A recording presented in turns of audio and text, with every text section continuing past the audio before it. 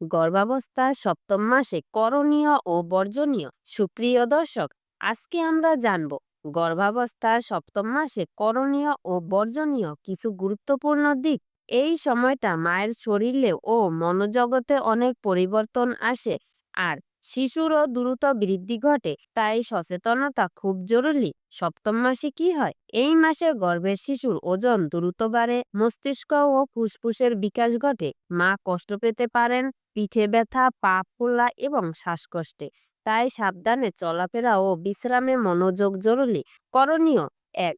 পুষ্টিকর খাবার খান, প্রচুর পানি, ফলমূল, দুধ, ডিম ও শাকসবজি খান। ২. পর্যাপ্ত বিশ্রাম নিন, পাশে কাত হয়ে ঘুমানো সবচেয়ে ভালো। ৩. হালকা ব্যায়াম করুন, চিকিৎসকের পরামর্শ নিয়ে হাঁটা বা যোগব্যায়াম করুন। ৪. নিয়মিত ডাক্তারের চেক আপ করার, শিশুর অবস্থান ও ওজন পর্যবেক্ষণ জরুরি। ৫. প্রসব প্রস্তুতি বিষয়ে জ্ঞান অর্জন করুন, বুকের দুধ দেওয়া, প্রসবের সময় করণীয় ইত্যাদি।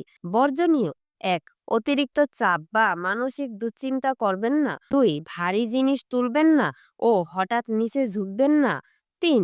কাঁচা বা আচ্ছিদ্য খাবার খাবেন না, এতে সংক্রমণের ঝুঁকি থাকে। ৪. ধূমপান বা মদ্যপান করা থেকে বিরত থাকুন, শিশুর জন্য খুব ক্ষতিকর।